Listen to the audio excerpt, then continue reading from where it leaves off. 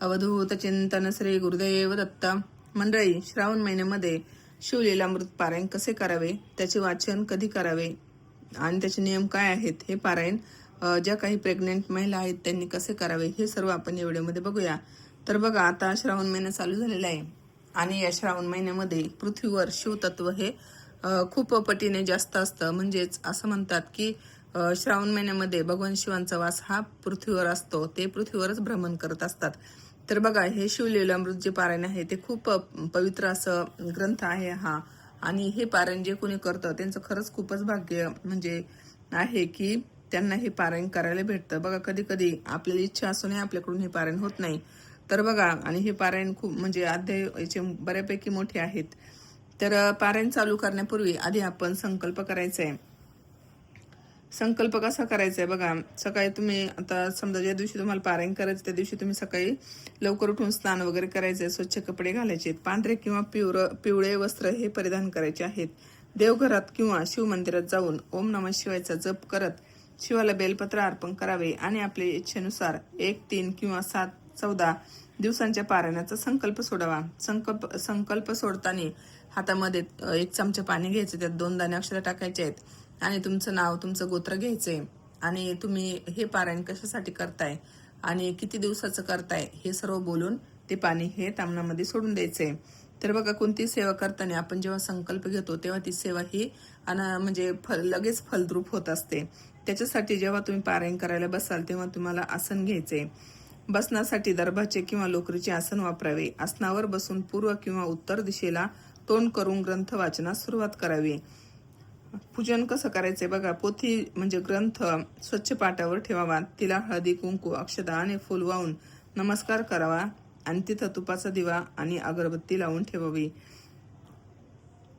कोणताही अध्याय वाचल्यास सुरुवात करण्यापूर्वी आणि अध्याय संपल्यावर ओम नमः शिवाय या मंत्राचा 11 किंवा 21 वेळा जप करायचा आहे.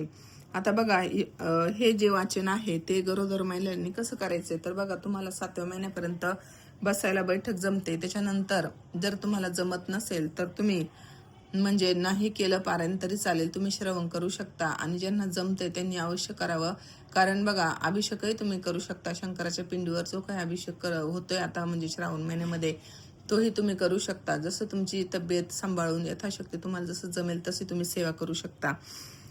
तर बघा, आता वाचन वाचन वाचन पूर्ण झाल्यावर करावायचे नियम म्हणजे उद्यापन कसं करायचंय. आधी क्षमा प्रार्थना घ्यायची. पोथीचे वाचन पूर्ण झाल्यावर हात जोडून देवाला म्हणावे, हे देवा, वाचनादरम्यान माझ्याकडून काही चूक झाली असल्यास मला क्षमा कर आणि माझे पठण स्वीकार कर. त्याच्यानंतर आरती आणि मंत्र म्हणायचा आपल्याला. वाचन संपल्यानंतर महादेवाची धूप दीप लावून आरती करावी. त्यानंतर शक्य असल्यास ओम नमः शिवाय या मंत्राचा 108 वेळा जप करावा. बघा, आपली भगवान शिवाची जी आरती आहे, ओम जय जगदीश हरे, किंवा मग नित्यसेवेमध्ये पण आरती आहे बघा, ती आरती घ्यायची. संध्याकाळच्या याच्यामध्ये आरती आहे बघा, ती आरती मग तुम्ही पूर्ण श्रावण महिना ती आरती घ्यायची आहे. त्याच्यानंतर शिवाला सात्विक नैवेद्य दाखवावा आणि उपस्थित भक्तांमध्ये किंवा घरातील सदस्यांमध्ये प्रसाद वाटावा. भगवान शिवांना जोपर्यंत आपलं पारायण चालू आहे तोपर्यंत रोज 2 टाइम आपल्या घरात जो काही नैवेद्य बनतो म्हणजे जे काही जेवण बनतं त्याचा प्रसाद हा म्हणजे तेच जेवण भगवान शिवांना हे अर्पण करायचं आहे. आता वाचन करताना पाळावयाचे नियम काय आहेत बघा. वाचन पूर्ण होईपर्यंत पूर्ण ब्रह्मचर्य पाळायचं आहे. कांदा, लसूण, मांसाहार वर्ज्य करावा. तर बघा, आता या पारायण काळामध्ये तुम्ही 7 दिवसाचं पारायण करताय की 3 दिवसाचं करताय की किती, पूर्ण काही लोक म्हणजे सेवेकरी पूर्ण श्रावण महिना म्हणजे वाचन पारायण करत असतात बघा. तर त्यांनी हाच नियम पाळायचा आहे की मग तुम्ही जर वाचन पूर्ण महिनाभर वाचन करताय किंवा मी 7 दिवसाचं करताय, तुम्ही 14 दिवसाचं करताय, तर तुम्हाला ब्रह्मचर्य हे पाळावं लागणार आहे. कांदा लसूण खायचा नाही, मांसाहार करायचं नाही, मदिरा वगैरे म्हणजे प्यायची नाही. हा नियम तुम्हाला पाळायचा आहे. आता झोपताना आपण खाली जमिनीवर झोपायचंय, चटई किंवा सतरंजी वगैरे अथरून झोपायचंय. किंवा तुम्हाला जर खाली जमतच नसेल तर तुम्ही गादीवर झोपायचं नाही, बेडवर तुम्ही झोपू शकता. गादी काढून टाकायची, त्यावरच सतरंजी वगैरे टाकायची आणि तसं तुम्ही बेडवर झोपू शकता. वाचन काळामध्ये कोणाशी बोलायचं नाही, वाचन स्पष्ट आणि शुद्ध असावे. असं हे छान असं पारायण तुम्ही करायचं आहे. शिवलीलामृत पारायण श्रावण महिन्यामध्ये सोमवार, प्रदोष, त्रयोदशी, शिवरात्री किंवा कोणत्याही शुक्ल पक्षातील एकादशी किंवा गुरुवारचा दिवस अतिशय शुभ मानला जातो. कोणत्याही वाराची अट नसून भक्तिभावाने तुम्ही कोणत्याही दिवशी वाचन करू शकता. बघा, आपले शिवशंकर भगवान हे भोळे आहेत, त्यांना भोळा शंकर असे म्हणतात. त्यामुळे तुम्ही हे पारायण करताना कोणती मनात भीती ठेवायची नाहीये आणि साध्या सोप्या पद्धतीने अगदी आपण पारायण करायचंय. फक्त कांदा लसूण खायचं नाहीये, ड्रिंक वगैरे करायची नाहीये, मांसाहार करायचं नाहीये, ब्रह्मचार्याचं पालन करायचंय आणि असं साधं सोपं पारायण आपण करायचं आहे. सर्वांनीच करा.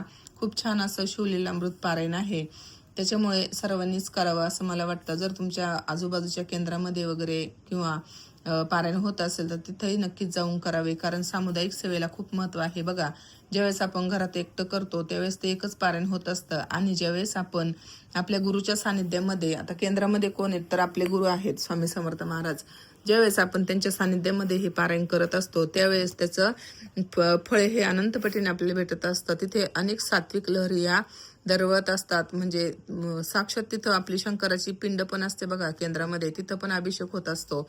मग साक्षात तिथं आपले भगवान शिव हे असतात. त्यांच्या सानिध्यात पारायण केलेलं त्याचं किती फळ असेल याचा विचार करावा सर्वांनी. तुम्हाला जर शक्य असेल तर नक्कीच जा. तिथं जाणं शक्य नसेल तर तुम्ही घरी हे म्हणजे वाचन करू शकता, पारायण करू शकता. तर बघा, या व्हिडिओमध्ये एवढंच. तुम्हाला जर माहिती आवडली असेल तर नक्कीच लाईक, शेअर आणि सबस्क्राईब करा. नवीन असाल तर आपल्या चॅनलला सबस्क्राईब करा. सर्वांना श्री स्वामी समर्थ. भेटूया अशाच नव्या व्हिडिओसह पुढील व्हिडिओमध्ये. तोपर्यंत सर्वांना श्री स्वामी समर्थ. ओम नमः शिवाय.